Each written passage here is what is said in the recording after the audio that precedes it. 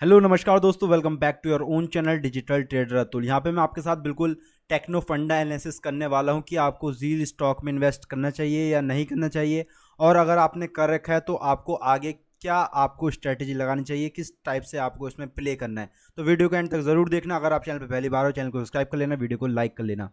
सबसे पहले जैसा हमें पता है, जील का जो पिछले टाइम पे हमें मर्जर दिखाई दिया था, वो मर्जर कैंसिल हो गया था सोनी के साथ, जिसकी वजह से स्टॉक में काफ़ी ज़्यादा गिरावट हमें देखने को मिली थी। ऑलमोस्ट जो स्टॉक्स था हमारा दो करीबन ये 280 के लेवल से डायरेक्ट फॉल हुआ था। ऑलमोस्ट ऑलमोस्ट आपका आया था ये 149। तो जब जैसे ये न्यूज़ आई थी, ऑलमोस्ट ये फॉल कर रहा था, 50% के आसपास हमारा स्टॉक फॉल कर गया था, जिसकी वजह से जिन लोगों ने भी इसमें इन्वेस्ट करा था उन लोगों को काफ़ी ज़्यादा इसमें दिक्कत दिखाई दी, एंड काफ़ी ज़्यादा उन्हें फ़िलहाल के टाइम पे जील में लॉस होता हुआ नज़र आ रहा होगा। अगर आ रहा है तो वीडियो को लाइक कर देना, आपको फुल सॉल्यूशन बताने वाला हूँ। सबसे पहली बात, मैं यहाँ पे कोई आपका एडवाइजर नहीं हूँ, यहाँ पे मैं अपना पर्सनल पॉइंट ऑफ व्यू दे रहा हूँ। अगर बात करें करंट प्राइस की, तो यहाँ पे आप देखोगे 164 रुपये के ऊपर करंटली जील स्टॉक ट्रेड करता हुआ नज़र आ रहा है। और मेरे हिसाब से यार, कंपनी कोई ऐसी कंपनी ये बन के अब नहीं रह गई है जिसमें काफ़ी ज़्यादा आपको फंडामेंटली स्ट्रॉन्ग दिखाई देते हैं। मेरे हिसाब से ये कंपनी अब अगर आपको आपके पोर्टफोलियो में कहीं आसपास के रेट पे आपने लेके रख रखी है, तो फिलहाल तो मुझे इसका कोई ऐसा फ्यूचर दिखाई नहीं देता कि ये स्टॉक कहीं बहुत ऊपर निकल जाएगा, क्योंकि ना इस सेक्टर पे ना गवर्नमेंट का कोई ज़्यादा ध्यान है, ना प्राइवेट वाले कोई इस पे काम कर रहे। तो कहीं ना कहीं ये सेक्टर में इतनी खास मजबूती नहीं है। एंड जिस हिसाब से जील स्टॉक परफॉर्म कर रहा है, जिस हिसाब से इसका फंडामेंटल है, वो भी खास इसमें नज़र नहीं आ रहा है। हम कहते हैं कि जब कोई स्टॉक हम कई सालों से, 8 साल से पकड़ते हैं, 10 साल तक पकड़ते हैं, तो उस स्टॉक का रूटीन क्या होता है, धीरे धीरे करके कहीं ना कहीं फ्यूचर में स्टॉक ऊपर ही जाता है।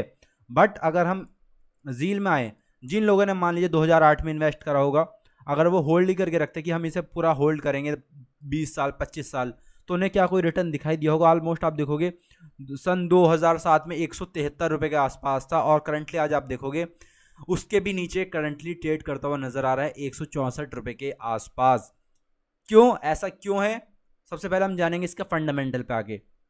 अगर आप इसके टेक्निकल्स पाओगे तो लास्ट 10 साल में भी अगर जो लॉन्ग टर्म इन्वेस्टर है, उन्हें कहीं भी इस स्टॉक में प्रॉफिट नहीं हुआ है। ऑलमोस्ट 38% का लॉस है। और लास्ट 6 महीने में देखोगे तो ऑलमोस्ट यहाँ पे 50% का लोगों ने अपना पैसा डुबाया है।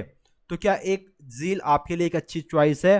तो मेरा इसका आंसर रहेगा यार नहीं, क्योंकि मार्केट में ऐसे बहुत सारे सेक्टर है, बहुत सारे स्टॉक हैं जिस पे गवर्नमेंट करंटली प्लान कर रही है इन्वेस्ट करने के लिए। लेकिन अगर हाँ, आपको इसमें एक स्विंग अपॉर्चुनिटी बनानी है तो आप बना सकते हो कोई, क्योंकि कहीं ना कहीं टेक्निकल मुझे थोड़ा स्ट्रांग दिखाई दे रहा है, रिवर्सल दिखाई दे रहा है। सो देखो, मैं यार तुमसे इतना नहीं कह सकता कि मुझे इस स्टॉक पे बहुत ज़्यादा बुलिश जाना है, बट मैं ये कह सकता हूँ जिन लोगों ने कहीं ऊपर बाय कर रखा है 200 रुपये के आसपास, 250 रुपये के आसपास, तो उनके लिए एक अपॉर्चुनिटी है। बिकॉज अगर आप मंथली टाइम फ्रेम पे आओगे, और मंथली टाइम फ्रेम पे आप क्या देखते हो कि यहाँ पे कहीं ना कहीं एक बुलिश कैंडल बनती हुई नज़र आ रही है। तो अगर आप इसमें ऊपर के लेवल पे फंसे हो, तो कहीं ना कहीं एक इसमें अच्छा खासा ये हमें पुल बैक देखने को मिल सकता है, जो कि स्टॉक को लेकर आएगा 225-250 की रेंज के आसपास। तो ये वो रेंज रहेगी जहाँ पे कहीं आप एग्जिट कर सकते हो, क्योंकि मैं आपको अपना भाई समझ के चीज़ें बता रहा हूँ। बिकॉज मार्केट में बहुत ज़्यादा स्टॉक हैं जिनमें आप इन्वेस्ट कर सकते हो, लॉन्ग टर्म के लिए पोजीशन बना सकते हो। क्योंकि यार ये स्टॉक अब ऐसा स्टॉक हो चुका है, इसमें बहुत ज़्यादा मैनिपुलेशन चल रहा है मार्केट में इस स्टॉक के ऊपर। कभी कहीं से न्यूज़ आ जाती है उठ के, कभी कहीं से न्यूज़ आ जाती है, तो आपको नहीं पता कि कब स्टॉक ये 20% गिर जाए, 30% गिर जाए। तो इसमें कोई सेफ्टी वाली बात तो नहीं रह गई है। तो इस स्टॉक से जितना आप दूर रह सके इतना दूर रहिएगा, मेरा यही सजेशन है। लेकिन फ़िलहाल के लिए अगर आपने इसमें लॉस चल रहा है, तो ये स्टॉक मुझे लगता है यहाँ कहीं से रिकवर इजीली कर सकता है। और अगर इससे भी नीचे जाता है तो आपका जो स्टॉप लॉस रहेगा 120 रुपये का स्टॉप लॉस रख के चल सकते हैं। अगर जिन लोगों को बिल्कुल ही पोजीशन बनाना है, जिनको अपना पॉइंट ऑफ व्यू अच्छा लग रहा है, कि जिन्हें लग रहा है कि भाई इसमें हमारा व्यू बहुत ऊपर का है, तो उनके लिए मैं एक चीज़ बता देता हूँ। अगर आपको लग रहा है कि आपका इसमें आपको इन्वेस्ट करना ही है, तो ये रेंज अच्छी है, आप इसमें इन्वेस्ट कर सकते हैं। लेकिन 120 आपका इसमें प्रॉपर ऐसे रहेगा। अगर इसके नीचे स्टॉप लॉस जाता है तो आपको पोजीशन काट के निकल जाना है। मैं इसलिए कह रहा हूँ क्योंकि इसमें पल में कोई कोई सी न्यूज़ आ रही है। अगर आप यहाँ पे आओगे मेन चीज़ पे, तो कंपनी ने डिविडेंड देना भी बंद कर दिया है पिछले साल से। ऑलमोस्ट आप देखो 2021 में डिविडेंड आया 2.5 पर शेयर का, फिर 3 रुपये का आया 2022 में। उसके बाद कंपनी ने 2023 में कोई डिविडेंड ही नहीं दिया। तो जब तक कंपनी के फंडामेंटल अच्छे नहीं होंगे कंपनी कहीं नहीं जाने वाली। एंड ये वो कंपनी है जो अक्सर न्यूज़ में बनी रहती है, मैनिपुलेशन इसमें काफ़ी ज़्यादा चलता रहता है। अगर बात करें शेयर होल्डिंग पैटर्न की, तो आप शेयर होल्डिंग पैटर्न देखो क्या है, ऑलमोस्ट 4% के आसपास सिर्फ प्रमोटर के पास है, बाकी सब बेच के निकल चुके हैं। वो कि किसके पास आ चुका है, पब्लिक को सारी होल्डिंग इन्होंने पहुंचा रखी है। नॉन इंस्टीट्यूशन भी बाय करके चल रहे हैं। अगर प्रमोटर के पास होल्डिंग नहीं तो मैं तो उस स्टॉक से दूर रहता हूँ, क्योंकि कहीं ना कहीं अगर प्रमोटर को कंपनी के ऊपर भरोसा नहीं है तो मुझे तो भाई बिल्कुल नहीं है, तुम्हारी बात अलग है।